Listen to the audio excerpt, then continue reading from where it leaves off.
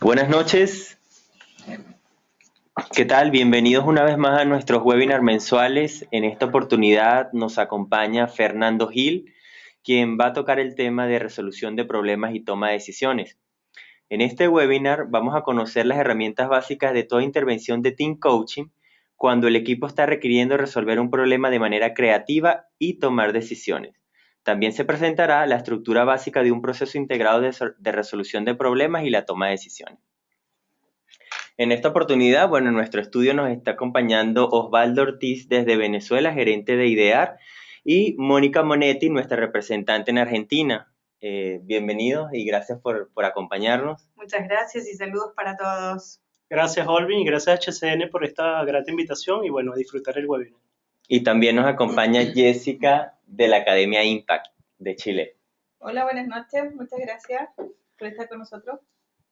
Ok, quiero saludar a los países que están conectados el día de hoy. Tenemos gente de México, de Chile, de Perú, de Venezuela, de Nicaragua, de España, Colombia, Bolivia, Argentina, Estados Unidos, Brasil, Portugal, República Dominicana y Dinamarca.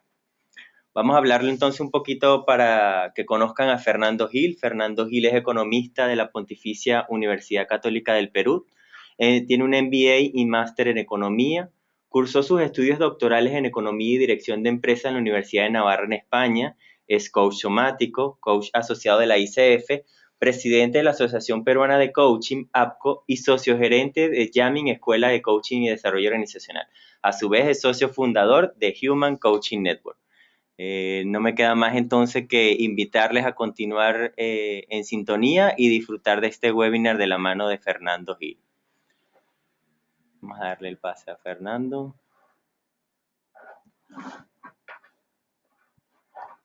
Fernando, ¿nos escuchas? Estoy aquí. ¿Cómo estás, Olvin? Bienvenido, Fernando. ¿Listo para comenzar? Sí, te escuchamos. Fantástico. Déjame mostrar mi pantalla entonces. ¿Está visible ahora para todos? Ahora sí. Ok, fantástico. Bueno, muchísimas gracias a todas las personas que han decidido participar de este webinar y espero que sea de mucha utilidad. Creo que en la utilidad no va a ser única y exclusivamente como técnica de team coaching, sino también como unas herramientas para la vida. Son algunas simples, algunas son conocidas, pero ponerlas desde la perspectiva de la intervención de team coaching creo que es parte de la nueva aventura. Muy bien. Me gustaría primero presentarles la estructura de un programa de team coaching para que vean por qué estas herramientas se convierten en herramientas importantes, prácticas a introducir en la estructura del programa de certificación internacional en team coaching y cómo van encajando perfectamente en este proceso. En principio, el programa de formación dura aproximadamente unos 4 meses formativos y después viene, digamos, la parte de certificación donde hay que cumplir con las tareas, etcétera, etcétera, ¿no? Entonces, como pueden ver ustedes ahí en los cuadrados verdes, hay un módulo 1, que son 2 días. En ese módulo 1 se dan todos los conceptos básicos de coaching, de equipos, el por qué, los roles, cuál es la teoría que está detrás del programa, que es el Action, Reflection, Learning, o metodología de aprendizaje para la acción y la reflexión. Se conforman los equipos de trabajo, se explica justamente esta diapositiva que tienen ustedes al frente. Entonces a la gente le queda como una idea clara de qué es lo que hay que hacer, ¿no? Luego tenemos un segundo módulo que ha transcurrido más o menos un mes entre el primero y el segundo, donde los equipos que se conforman al interior del programa, los equipos tienen que presentar un proyecto. La certificación exige que los participantes formen equipos de 5 o 6 personas. Esos equipos tienen que seleccionar una organización que tenga registro de contribuyentes, esté inscrita oficialmente, que sea de preferencia una ONG o una asociación civil sin fines de lucro, y que esté necesitando algo concreto, ¿no? Por decirte, hay que construirle, cambiarle el techo, si es un colegio, hacerle los baños, o comprar todos los elementos necesarios para la estimulación temprana, para que los niños más pequeños puedan jugar, o de repente algún tipo de mobiliario para gente discapacitada, o una sala especial de juegos para niños que están en un albergue porque están haciéndose un tratamiento de cáncer. O sea, son proyectos, ¿no? Entonces cada equipo escoge un proyecto. Esa es la labor que tienen que ejecutar entre el mes 1 y el mes 2, y tienen que presentar al entrenador: este es mi proyecto. Ellos tienen que invertir aproximadamente unos $2,000 en ese proyecto. El dinero no puede salir de sus bolsillos ni de las empresas representadas en el equipo. O sea, si yo trabajo, por ejemplo, en Movistar, no puedo pedirle a Movistar que me done los $2,000, ¿no? Y hay gente que dona en productos, en especies, y eso se cuantifica y se incorpora al proceso, ¿no? Y entonces, en el día 8, ellos tienen que presentar el resultado de su trabajo. Digamos, cuál fue la propuesta de proyecto, cuánto pensaban invertir, cómo lo iban a invertir, que ya lo invirtieron, que ya está ejecutado, las fotos del antes, las fotos del después, y la ceremonia de inauguración o de entrega oficial de los resultados de su proyecto, ¿no? Entonces, entre el mes 1 y el mes 2, ellos tienen que decidir cuál es el proyecto en el que van a trabajar, hacer su presupuesto, ver en qué lo van a invertir, lo presentan, y el trainer aprueba o desaprueba el proyecto. Y una vez que su proyecto ha sido aprobado o desaprobado en el módulo 2, durante el día 3 y 4 del módulo 2, las personas tienen que, reciben todas las técnicas para la resolución de problemas y toma de decisiones necesarias para poder llevar ese proyecto a la ejecución durante los 2 o 3 meses siguientes de la certificación. Entonces, primer módulo: conceptos, aprendizaje, nos conocemos, podemos utilizar el Benziger o el Myers-Briggs como herramientas de autoconocimiento y conocimiento del otro, ¿no? Damos algunas técnicas y herramientas como, por ejemplo, el Power Planning Process, que es el ciclo del desarrollo de un proyecto. O sea, todas esas herramientas, módulo 1. Módulo 2, tienen que resolver problemas, tomar decisiones, porque ya hay que empezar a ejecutar las cosas, ¿no? Y si no les das las herramientas, tienen problemas. En el módulo 3, ¿no?, ya el equipo ha estado un par de meses trabajando o 3 meses trabajando, y resulta que ya se empieza a acercar la fecha de culminación de la certificación. Quien su proyecto no es aprobado en el día 8, no aprueba la certificación. Entonces hay como una presión al equipo a alcanzar resultados, y en el módulo 3 llegan conflictuados, se han peleado, no se han dado reconocimiento, no se han dado retroalimentación, porque ya han trabajado intensamente lo suficiente como para que lo que quisieron demostrar en el módulo 1, yo soy bueno, soy un gran líder, escucho, se perdió, ¿no? Ahora ya yo no escucho, te estás equivocado, no tienes la razón, ¿no? Y entonces se le dan una serie de herramientas en el módulo 3 para que puedan enfrentar conflictos, se den retroalimentación y puedan dar el salto de desempeño necesario, que va más allá de lo técnico, tiene que ver con actitudes, tiene que ver con la parte humana, tiene que ver con el escuchar, con el ceder, con el tener paciencia y tolerancia. Y ya en el módulo 4, ya el equipo ha superado el proceso de conflicto, han avanzado en el proyecto de manera efectiva y logran presentar finalmente con éxito los resultados de su proyecto. Entonces, en nivel 1, para aquellas personas que han seguido el curso básico de coaching con PNL, las personas viven una experiencia de aprendizaje y transformación profunda porque son coachados, pero además cuando les dan las herramientas, coachean a su socio de aprendizaje. Entonces, como que hay un doble juego, ¿no? Aprendo a ser humano, ¿no? Mejor ser humano, pero también aprendo las técnicas de coaching y a aplicarlas en mi socio de aprendizaje. Y es esto de ida y vuelta, ¿no? Entonces, ¿cómo hacemos para que en el team coaching eso funcione de la misma manera? Para que el equipo aprenda y viva una experiencia, le llamamos de transformación interpersonal, ¿no?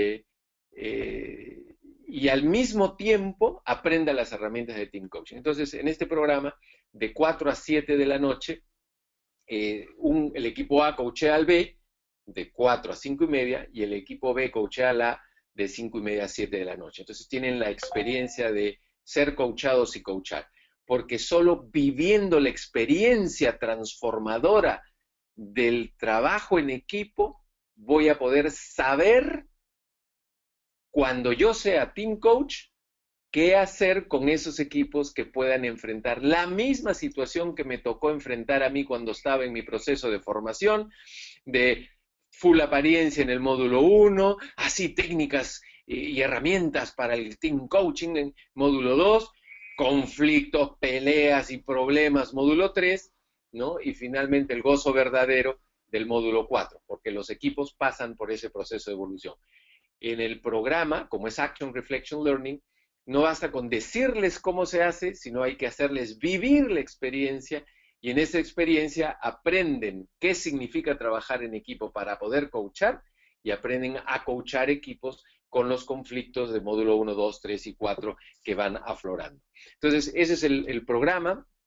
Por lo tanto, al lado izquierdo ven ustedes sesiones teórico-prácticas, ¿no? Hay sesiones prácticas supervisadas de 4 a 7, hay reuniones de equipos para tener sesiones prácticas, ¿no? Hay reuniones grupales de los proyectos, porque en este caso el equipo A está teniendo la sesión de coaching al equipo B, mientras el equipo B tiene la reunión grupal del proyecto, y después viene la vengadita, ¿no? El equipo B coachea al equipo A, ¿no? Entonces, los equipos A, C y E son equipos coaches y el equipo B, D y F es justamente el equipo team coachado y después se revierte.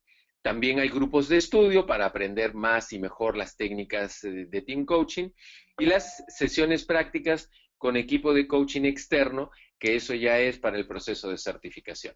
Entonces, en este módulo 2 es donde presentamos las herramientas de resolución de problemas y toma de decisiones que voy a presentar a continuación. Entonces, para empezar, el Action Reflection Learning es una metodología de aprendizaje. Déjenme ver cómo es una metodología de aprendizaje que pretende ayudar a un equipo a aprender, ¿no?, sobre sus propias experiencias reales como equipo. O sea, no se trata de simulaciones, no se trata de role-playing, se trata de experiencias reales en problemas reales. Y aquí tenemos la diferencia entre un programa tradicional de formación y un programa con ARL, con Action Reflection Learning. Los programas tradicionales son enseñados por expertos, que es el que sabe más y dice qué es lo que tú tienes que hacer. Hay un entrenamiento por si acaso, ¿no? Por ejemplo, por si acaso te voy a dar en tu MBA finanzas, sé que tú eres de marketing, pero por si acaso no vaya a ser que las necesites. Por si acaso te voy a dar operaciones, ¿no?, teorías sobre gestión de operaciones, no vaya a ser que las vayas a necesitar. Hay casos de estudio, situaciones hipotéticas, hay objetivos generales de aprendizaje. El aprendizaje es segmentado: finanzas, contabilidad, marketing, ventas, recursos humanos, ¿no? Está focalizado en habilidades, está orientado al conocimiento, qué información te doy yo como experto. El aprendizaje es individual, cada individuo aprende como puede. El aprendizaje finaliza con el programa y el retorno de la inversión es intangible. Mientras que en el caso del ARL se aprende con coaches o learning coaches. El aprendizaje es just in time, o sea, yo tengo una caja de herramientas como team coach y cuando veo que el equipo está trabado, entonces suelto una pregunta para la reflexión. Inmediatamente después de la pregunta, presento la herramienta que yo creo que es ideal para que el equipo maneje el proceso como equipo de manera distinta y tenga unos resultados y un desempeño superior. Se trabaja con problemas de negocio reales, hay codiseño de objetivos, el aprendizaje es integrado, hay un foco no solo en las habilidades, está orientado al conocimiento y el aprendizaje es individual, grupal, de negocios, de cultura, hay permanentes oportunidades de aprendizaje y el retorno de la inversión es concreto porque cada equipo trabaja en un proyecto concreto que tiene resultados concretos al final. No se trata de que yo voy a hacer un caso de estudio y a ver qué pasa, si murió o no murió la empresa, que nunca me entero, sino que aquí es mi propio proyecto, mi propia empresa que me ha delegado que yo haga algo en equipo que tiene un resultado concreto y que están esperando que yo alcance ese resultado. Entonces hay una diferencia en un proceso con Action Reflection Learning, con casos reales, y un aprendizaje tradicional. Entonces el Team Coaching es un proceso de acompañamiento que le permite al equipo pues aprender, crecer como equipo y dar mejores resultados al mismo tiempo. El Team Coaching ayuda también a los equipos a encontrar sus propias respuestas, o sea, no estamos haciendo nada distinto al coaching tradicional en que ayudamos en el coaching ejecutivo, en el coaching de vida, ayudamos a nuestro coachee a que encuentre sus propias respuestas. Aquí es lo mismo, a encontrar alternativas de solución a los retos que enfrenta y a su vez crecer como personas, como equipo, como cultura organizacional, etc. El coaching prepara al equipo para el empowerment, para empoderarse, porque desarrolla criterio y autonomía. Entonces, yo voy a generar un proceso de aprendizaje tal en un determinado equipo que está involucrado en desarrollar y ejecutar determinado proyecto con resultados, pero cuando acaba el proyecto y dan los resultados, la gente se ha quedado con todo el aprendizaje de manejo de equipo, manejo de reuniones, manejo de herramientas, dar feedback, recibir feedback, interactuar con otros, coordinar, tolerar, aceptar, conocerse a sí mismo y conocer también la perspectiva de otras personas. ¿Cuáles son los requisitos para el Team Coaching? Un equipo natural.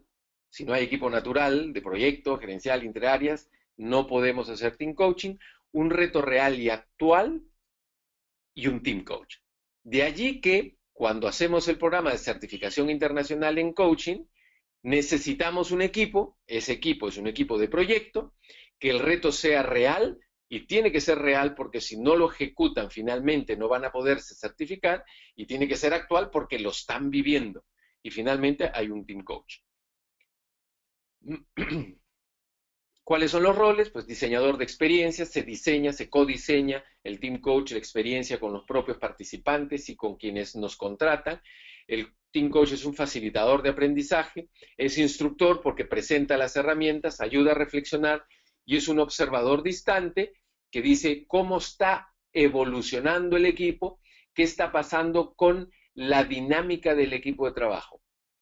El Team Coach se preocupa del Group Dynamics, de la dinámica del equipo de trabajo, no de la tarea. ¿Cómo sé yo si una pregunta es una pregunta de proceso, de dinámica, de equipo de trabajo? ¿Y cómo sé yo que mi pregunta es una pregunta de tarea? Si la pregunta que yo hago se la puedo hacer a cualquier equipo, es una pregunta de dinámica de equipos de trabajo. Si la pregunta solo se la puedo hacer a un solo equipo, entonces la pregunta está vinculada a la tarea. Y el Team Coach no se vincula haciendo preguntas de tarea. ¿Cómo está manejando el equipo esta reunión y qué puede hacerla de manera efectiva?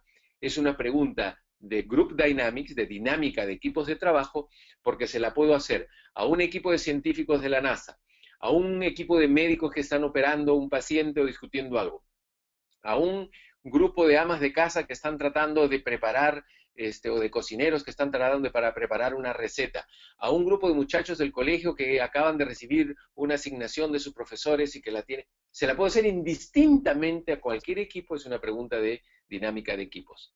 Pero, por ejemplo, ¿en qué medida la fórmula científica que están utilizando para este proceso aeroespacial es la más acertada? ¿No? Si bien es una pregunta cerrada, se dan cuenta que es una pregunta vinculada a la tarea, no al proceso. Y ahí estamos como observadores, mirando lo que necesita el equipo para hacerle justamente la pregunta. El Team Coach no evalúa ni hace que el equipo se siente evaluado por él, es más neutral en sus intervenciones, más enfocado al aprendizaje que al resultado, y no es corresponsable de los resultados del equipo, porque los resultados del proyecto son responsabilidad del equipo. Mi responsabilidad como team coach es preocuparme del proceso que está viviendo el equipo y que ese proceso los lleva a ser mucho más efectivos, le hace más eficaces en alcanzar los resultados y la meta y más eficientes. Aquí tenemos algunas competencias básicas del team coach: empatía, escucha activa, pregunta en forma eficiente, capacidad para desarrollar talento a largo plazo, capacidad para generar empowerment, desafía el desarrollo del potencial del equipo, retroalimenta y está abierto también a su propio proceso de aprendizaje. Vayamos entonces desde este preámbulo a las técnicas de resolución de problemas y toma de decisiones en team coaching. Primero, hay un marco para la resolución de problemas y la toma de decisiones, ¿no? Y hay que entender que la resolución de problemas y la toma de decisiones son funciones cognitivas, o sea, tenemos que utilizar nuestra inteligencia, nuestra capacidad intelectual para poder resolver todo esto. Por otro lado, la efectividad de las soluciones y las decisiones se juzga cuando se ponen estas decisiones o soluciones en la práctica. O sea, es la realidad la que nos dice si fue buena o fue mala la decisión que tomamos y la solución que propusimos. Que también hay una mayor eficiencia cuando el discernimiento tiene una estructura adecuada. O sea, hay paso 1, paso 2, paso 3, paso 4. Necesitamos conocerlos. Si por A, B o C nos pasamos uno de los pasos, ser consciente de que me lo estoy pasando y los riesgos y peligros que pueden ocurrir. Y finalmente, que tiene que haber un equilibrio entre análisis y creatividad, porque el análisis es para la toma de decisiones y la creatividad para la resolución de problemas. Lo vamos a ver inmediatamente a continuación.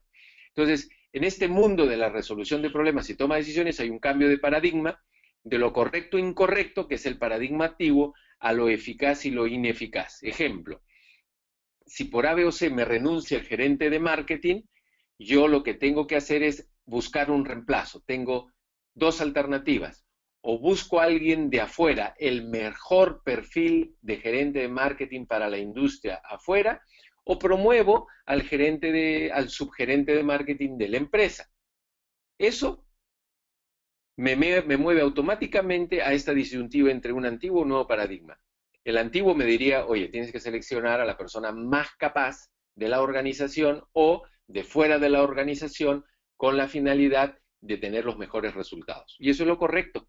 Sin embargo, contrato a la persona de fuera más indicada y resulta que se me va el subgerente financiero, que era uno de los grandes talentos. ¿Y por qué se me va el subgerente financiero? Gran talento, porque resulta que ha descubierto que al no haber ascendido el subgerente de marketing, no hay oportunidades para él, porque cuando su jefe, el gerente financiero, se vaya, es probable que contraten a alguien de fuera. Entonces, una decisión que parecía correcta desde el paradigma antiguo se convierte en ineficaz en el nuevo paradigma. Por poner un ejemplo simple. Luego, en el antiguo paradigma, mando y control: yo soy tu jefe, yo te mando lo que tienes que hacer y después te controlo. Ese paradigma ya no existe, y el nuevo paradigma que tiene que ver con el liderar canalizar. El mando y control es ejemplificado por la manera como corren los búfalos, que corren con la cabeza abajo y por el olfato van siguiendo al líder. Si el líder se equivoca y se va precipicio abajo, todos los búfalos se van precipicio abajo, ¿no? Y entonces es típico en el modelo antiguo de pensamiento que el jefe es el que tiene la responsabilidad, el gerente general no sabe dirigirnos, él es el culpable, no tiene visión, etcétera, etcétera.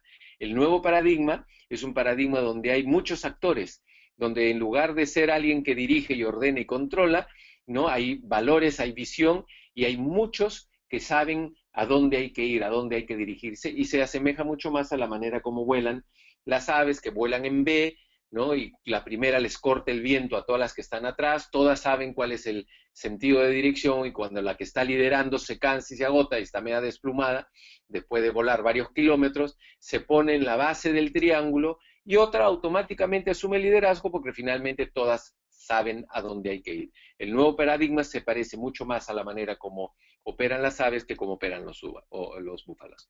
Y finalmente, en el antiguo paradigma de la física newtoniana, que hay una causa-efecto lineal, si yo hago 1, 2, 3, 4, 5, lo que sigue es el 6.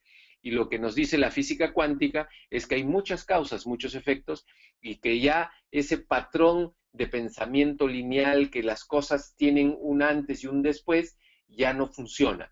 ¿no? Hay un antes y el después del pasado ya no funciona.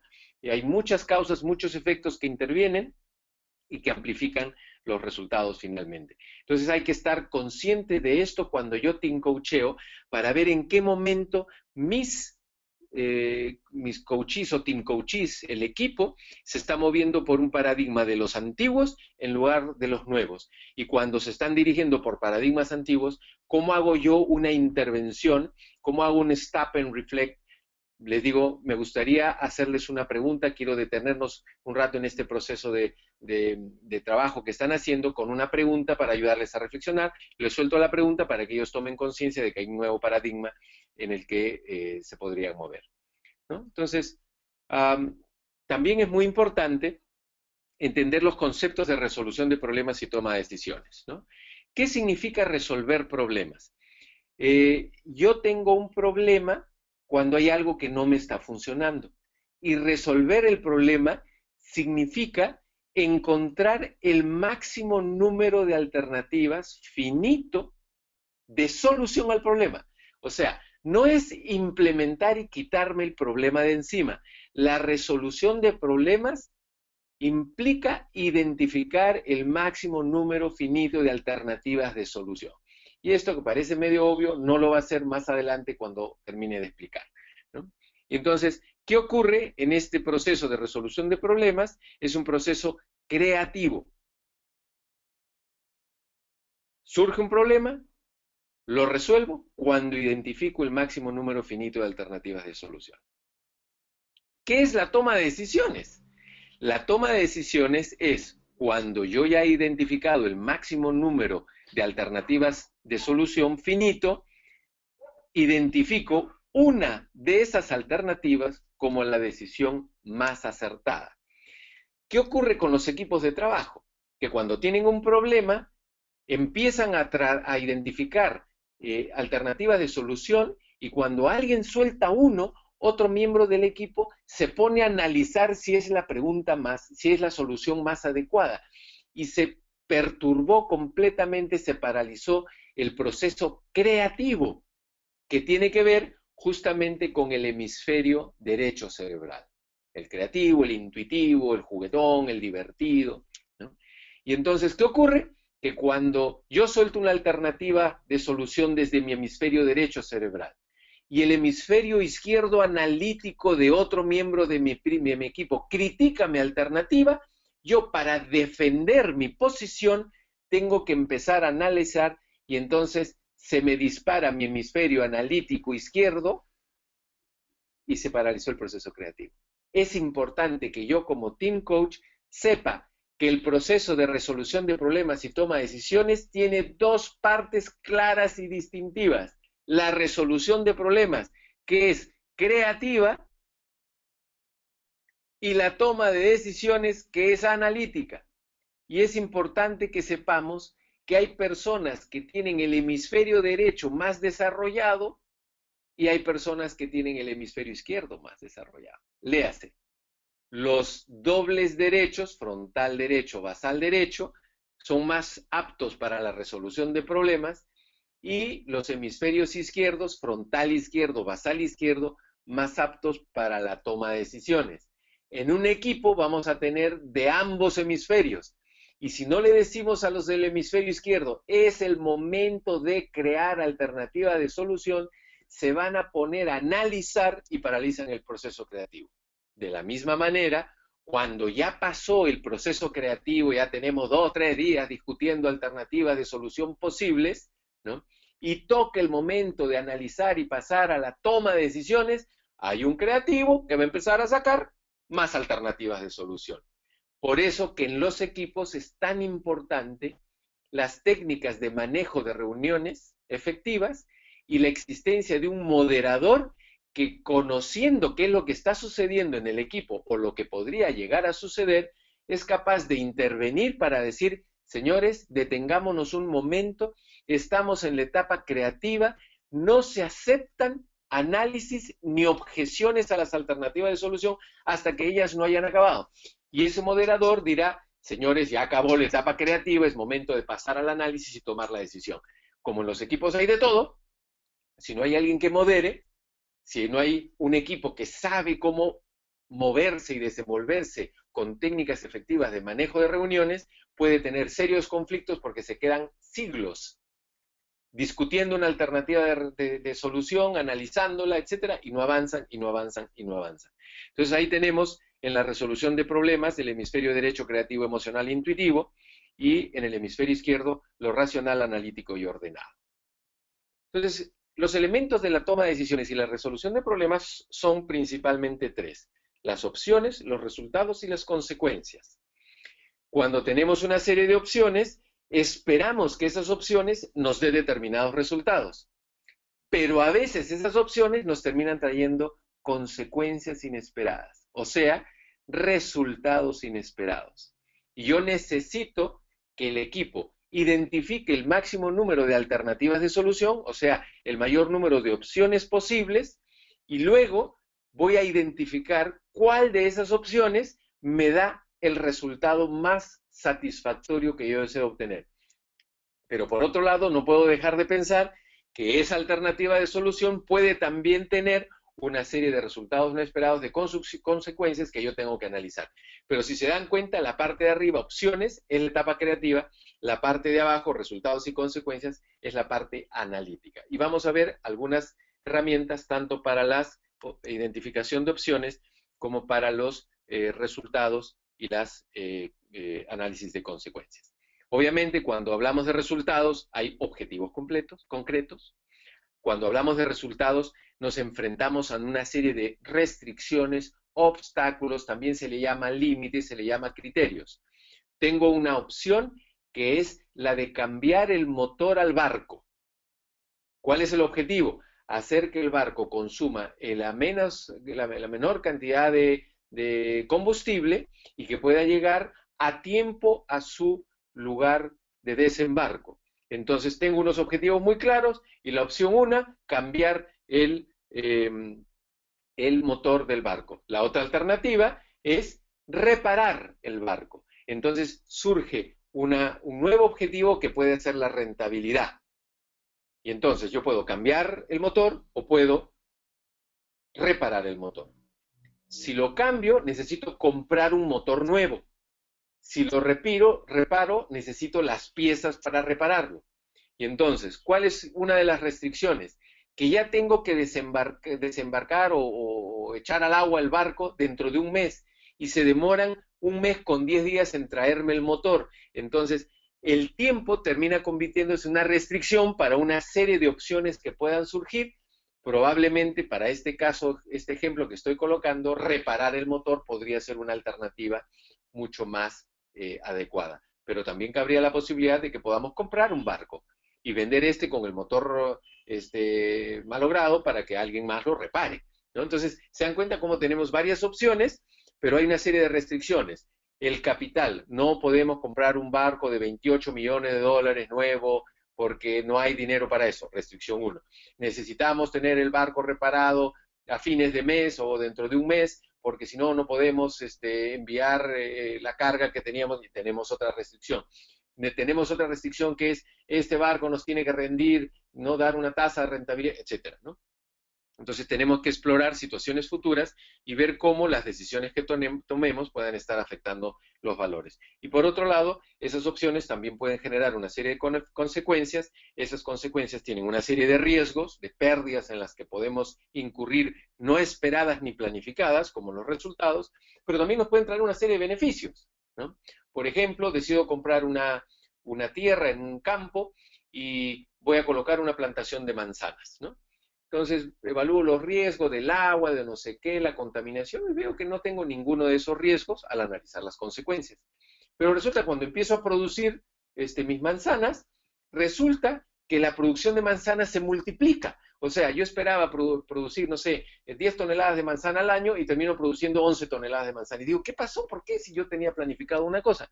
Pues resulta que cuando compré el terreno al costado había un productor de miel de abejas. Y las abejas venían a polinizar mis manzanas ¿no? Con la finalidad ¿no? O sea, polinizaban, pero venían a buscar la miel, y entonces la producción de miel se disparó para mi vecino, pero en el caso mío se polinizaron mucho más los árboles de manzanas y conseguí una producción superior. Entonces ahí tenemos el ejemplo de un beneficio, no esperado, no estaba planificado, pero me vino. Entonces, este es el proceso clásico de resolución de problemas y toma de decisiones, ¿no? El primer paso es realizar un diagnóstico. O sea, si recordamos el proceso de coaching, los 5 pasos del proceso de coaching, primero hacemos el rapport, luego definimos un objetivo y ahí empezamos la indagación. Esa indagación es como este primer paso. Tenemos que realizar un diagnóstico de la situación que el equipo está enfrentando. Si yo veo que el equipo no está diagnosticando lo suficiente, van a tomar decisiones apresuradas y yo como team coach, al verlo, porque sé que el primer paso de la resolución de problemas y toma de decisiones es realizar un buen diagnóstico, puedo intervenir a hacer una pregunta de reflexión y cuando veo que están totalmente perdidos, que no tienen la más remota idea de qué es un proceso clásico de resolución de problemas y toma de decisiones, me pongo el sombrero del instructor como team coach y les aterrizo la herramienta justo a tiempo de cuáles son los plazos para la resolución de problemas y ellos toman conciencia de que se han obviado olímpicamente el diagnóstico. Entonces, una vez que hacen el diagnóstico, pueden definir claramente el problema. Cuando hay mejores diagnósticos, los problemas quedan muchísimos más claros. A veces uno cree que es un problema, pero no ese es el problema, es otro. Hay 3 alternativas de cometer errores en los procesos organizacionales. Uno es aprobar el proyecto inviable. El segundo error es rechazar el proyecto viable. De esos, 5% ocurren en el mundo de las organizaciones. 95% es resolver el problema equivocado. El diagnóstico me ayuda a mí a saber si estoy resolviendo el problema equivocado o el problema correcto. Entonces, el segundo paso es redefinir o definir claramente el problema. Tercer paso, muy bien, vamos a resolver este problema. ¿Qué objetivos pretendemos alcanzar? Porque eso me va a servir después para hacer el análisis. Pero en este momento, al establecer los objetivos, sigo estando en un proceso creativo de establecimiento de objetivos. Sigo en la parte de resolución de problemas, ¿no? Y después, las restricciones. ¿Cuáles son los límites, los obstáculos? Tiempo, dinero, tecnología, recurso humano, financiamiento. O sea, hay un montón de cosas que están, niveles de autonomía, por ejemplo, ¿no? Que hay que tener en cuenta. Pero todo eso es también parte de un proceso creativo y entonces yo voy a utilizar estas restricciones para hacer el análisis de las alternativas de solución cuando toque el momento, ¿no? Paso número 4, considerar el mayor número de alternativas posibles de solución y entonces aquí hay N herramientas, algunas voy a presentar y algunas un poquito más complicadas, al ser un webinar no me va a permitir presentarlas, ¿no? Entonces, consideramos el mayor número posible de alternativas de solución, sigue siendo creativo y ahí acaba el proceso de resolución de problemas en este integrado.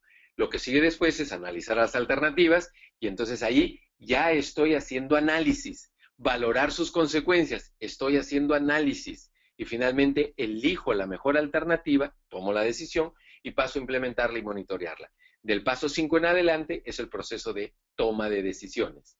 Ya se imaginan y deben recordar experiencias de trabajo en equipo donde la gente pasaba de resolución de problemas a toma de decisiones, no hacían diagnóstico, pasaban a analizar la primera alternativa que uno se le ocurrió, otros opinaban sobre las consecuencias, oye, decía uno, pero ¿cuál es el objetivo que pretendemos alcanzar? Y otro pasa a preguntar sobre, oye, ¿qué vamos a hacer si no tenemos dinero? Que tiene que ver con las restricciones. Esto de manera caótica no se puede llevar. Mi responsabilidad como team coach es presentar just in time, justo a tiempo, las herramientas o los criterios o la estructura de pensamiento para que el equipo mejore sustancialmente su nivel de desempeño. Entonces, este es el proceso genérico, comprender el mundo real, hacer el diagnóstico. Paso 2 de este proceso genérico, pensar con el cerebro como un todo, léase hemisferio derecho primero para la etapa creativa, hemisferio izquierdo inmediatamente después para el análisis y la toma de decisiones, y finalmente no podemos olvidar de tener en cuenta los elementos externos, o sea, quiénes están involucrados, quiénes se van a beneficiar o se van a perjudicar con esta decisión y cuál es el plan concreto para poder implementar la alternativa de solución, o sea, la mejor solución seleccionada para este proceso de resolución de problemas y toma de decisiones. Y entonces ahí tenemos el proceso genérico. Vamos a ir lentamente, o sea, rápidamente a hablarlo. Comprender el mundo real significa identificar o establecer el objetivo real para encarar esta situación. O sea, ¿vale la pena encararla? O sea, ¿hace sentido para la organización resolver este problema? Luego, identificar las personas que están involucradas, que pueden salir beneficiadas o perjudicadas, y determinar cómo definen ellos la situación desde su propia perspectiva, porque se pueden convertir en el más grande obstáculo para la resolución del problema, para la toma de decisiones o para la implementación. Y entonces, cuando se trata de reunir datos para definir la relación entre causa y efecto, aquí tenemos 4 herramientas espectaculares que se pueden utilizar, son las que yo más utilizo, son muy simples, ¿no?, pero muy efectivas. Cuando veo que el equipo no tiene la herramienta, yo como team coach les hago una pregunta para que tomen conciencia de que están como que sin herramientas, y luego me pongo el sombrero de instructor para presentarles la herramienta justo a tiempo. El mapa mental utiliza las preguntas qué, cómo, cuándo, cuánto, quién, con quién, dónde, por qué y para qué, para ayudar con enfoque a reflexionar sobre estas preguntas en relación al problema específico a los miembros del equipo. Tenemos el análisis de oportunidades, el fishbone, fishbone, sí, el diagrama de Chicago del esqueleto de pescado y el análisis de campo de fuerzas. Y una vez que terminamos con todo esto, ya podemos proceder a listar el máximo número posible de alternativas de solución que surgen de ellas. Y aquí tenemos un ejemplo de mapa mental. He colocado en un círculo, esto se hace en un papelógrafo, en una pizarra. En el círculo del medio coloco, por ejemplo, la palabra vacaciones, ¿no? Y entonces me pregunto con quién voy a ir de vacaciones, cuándo voy a ir, dónde voy a ir, cuánto me va a costar, por qué quiero ir, para qué quiero ir y cómo voy a ir. Y entonces, cuando digo con quién, salen una serie de subaspas, ¿no? Y lo mismo sucede, cuando diga cuándo, cuando diga dónde, cuando diga cuánto me va a costar, y entonces empiezo a combinar subaspas para encontrar una alternativa. Entonces puedo decir, mira, podría irme con mis hijos, en estas vacaciones de agosto, podríamos irnos de crucero, esto me va a costar $1,200, $1,400 por cada uno, porque quiero estar con ellos, para poderme divertir y tener espacio para comunicar, y me voy a ir en avión hasta Miami para tomar el barco y embarco al crucero. Entonces ahí tengo una alternativa de solución. Pero la restricción me dice, no tienes suficiente dinero, no tienes pues, $5,000, $6,000, $7,000 para hacerlo. Entonces digo, bueno, lo que podría hacer es irme con mis amigos a montar bicicleta en un tour por todo el Perú, ¿no? Y entonces van cambiando las alternativas de solución cuando digo qué voy a hacer para las vacaciones que se vienen. De ahí tenemos el análisis de oportunidades, donde al lado izquierdo describo la situación actual, al lado derecho la situación deseada, y digo, ¿qué está separando la situación actual de la situación deseada? Y descubro, cuando hago este análisis, que hay un problema o una cantidad importante de problemas. Y entonces, cuando veo que esos son los problemas que me aparten de la situación actual a la situación deseada, automáticamente se me ocurren alternativas de solución. Y cuando resuelvo cada uno de esos problemas que aparecen allí, resulta que tengo un acercamiento de la situación que estoy viviendo ahora que no me gusta, a la situación deseada, que es la que deseo alcanzar. Entonces, esta es otra herramienta. De ahí tenemos el esqueleto de pescado, fishbone o diagrama de Ishikawa. En este caso, una enfermedad que tienen todas las organizaciones, la reunionitis. Y digo, ¿qué es lo que nos está llevando a tener esta epidemia llamada reunionitis? Falta de capacitación, de comunicación, de procesos, hay un problema con estilos de personalidad, hay falta de conocimiento para la gestión de reuniones, para la gestión del negocio.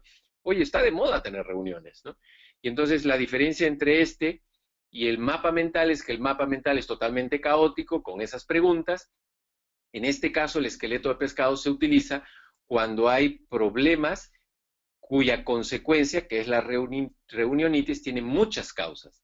Si no enfoco este problema desde muchas causas, un solo efecto, de repente me dicen, no, lo que pasa es que tenemos que trabajar en procesos y vas a ver que si resolvemos esos procedimientos que no hay para la compañía, se acabaron las reuniones. Entonces, se pasan 6, 7 meses, ¿no?, haciendo procesos para toda la compañía, y cuando terminan de instalar su proceso y certificación ISO 9000, descubre que siguen habiendo reuniones. ¿Y qué pasó si resolvimos el problema de los procesos y seguimos con reunionitis?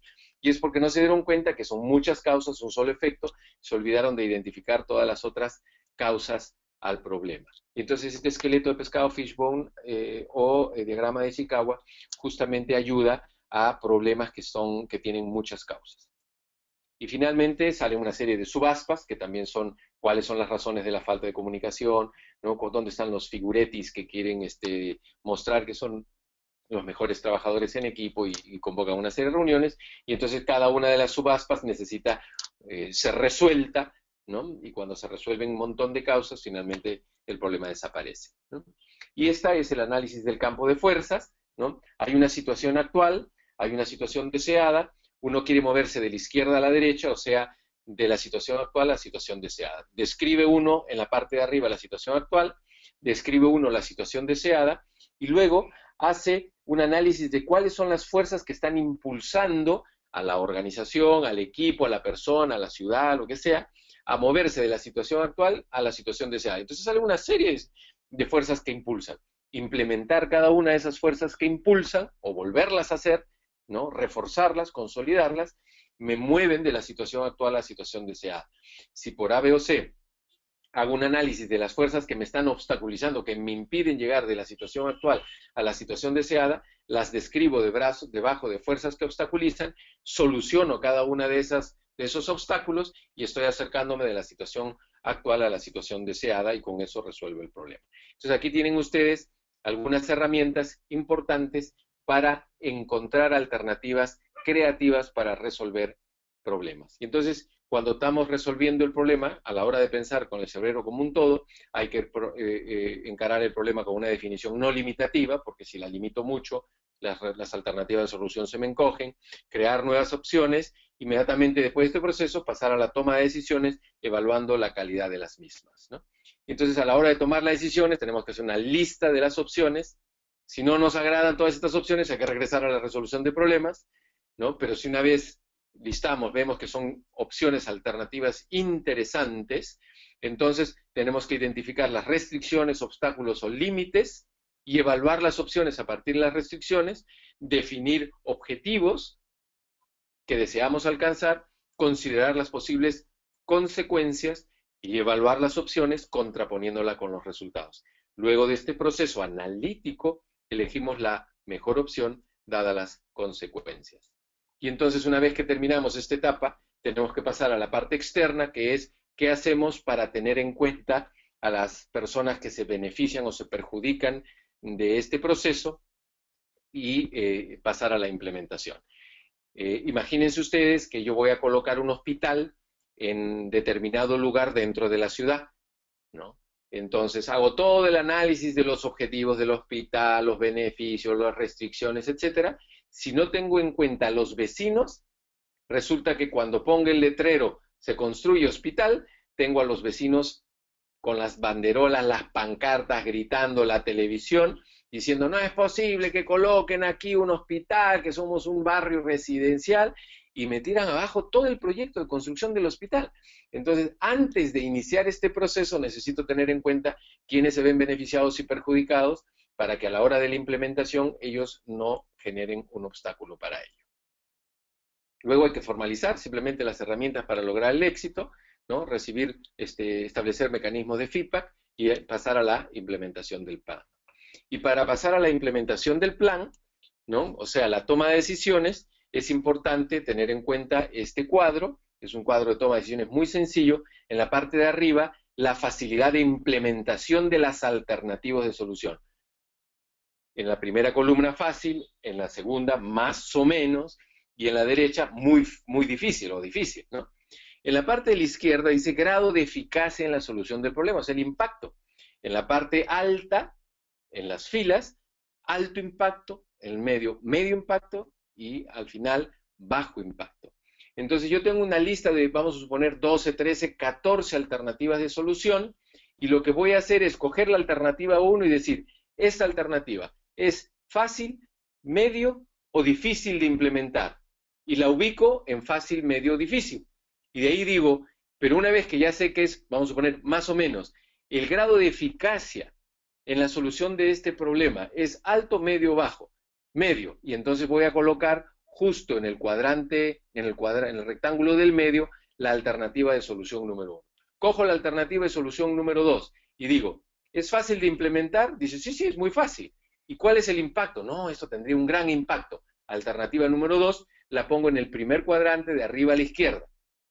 Y así voy haciendo con cada una de las alternativas de solución, distribuyéndolas entre estos 9 recuadros. Finalmente, ¿cuál será la alternativa que yo voy a utilizar para implementarla? Será primero la fácil y de alto impacto, después pasaré a la más o menos alto o medio fácil, de ahí a la más o menos medio, y de ahí la última alternativa de solución que voy a decidir implementar será la difícil y de bajo impacto. Tienen ustedes aquí una herramienta muy eficaz para toma de decisiones en 5 minutos, dadas las alternativas de solución que se construyeron en la primera parte del proceso, cuál sería la más fácil y de más grado de impacto en la solución, sería la que yo adoptaría. Y una vez que ya tengo esta alternativa de solución decidida, necesito hacer el análisis de lo que puede salir mal. Tengo que hacer una descripción de la opción, donde está allí justamente en esa fila, y digo, ¿qué puede salir mal de esta alternativa? Y puede salir 1, esto puede salir mal. 2, esto puede salir mal. 3, esto puede salir mal. 4, esto puede salir mal. 5, esto puede salir mal. Oye, ¿por qué puede salir mal la número 1? 1.1, esta es la razón. 1.2, esta es la razón. Y de ahí, 2.1, 2.2, ¿no? Que son las razones de por qué podría salir mal esta alternativa de solución. Y finalmente, oye, ¿qué puedo hacer para evitarlo? Entonces, podría ser 1.1, hacer esto para evitarlo. 1.2, y con esto tengo una extraordinaria herramienta para medir consecuencias. Cuando yo voy a un directorio, voy sumamente preparado, con todas las ideas claras de por qué esta alternativa de solución es la más indicada, o a un comité gerencial. ¿Y qué es lo que va a suceder? Va a salir uno de los directores que pueda preguntarme, oye, esta alternativa que me estás poniendo, ¿qué podría salir mal? Y me quedo como que, bueno, podría ser esto, podría ser lo otro. Oye, y si haces esto, ¿por qué?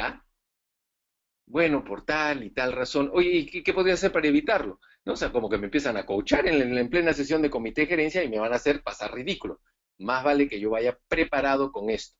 Como yo estoy team coachando, entonces, esta es una herramienta cuando veo que van demasiado ligeros los miembros del equipo a presentar ya su resultado al comité gerencial, al gerente o al directorio, entonces les presento la herramienta para que hagan un análisis y vayan mejor preparados. Y eso sería todo lo que quería presentarles como herramientas de Team Coaching para el día de hoy. Olvin. Muchísimas gracias, Fernando. Bueno, vamos a dar un espacio para las posibles preguntas de aquellos asistentes que deseen aprovechar el momento y hacerle las preguntas directamente a Fernando. Pueden levantar la mano y le vamos a dar el audio.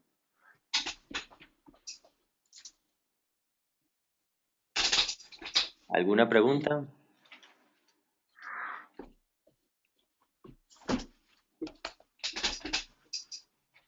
La pueden escribir también en el chat y la leemos en caso de que no tengan sonido.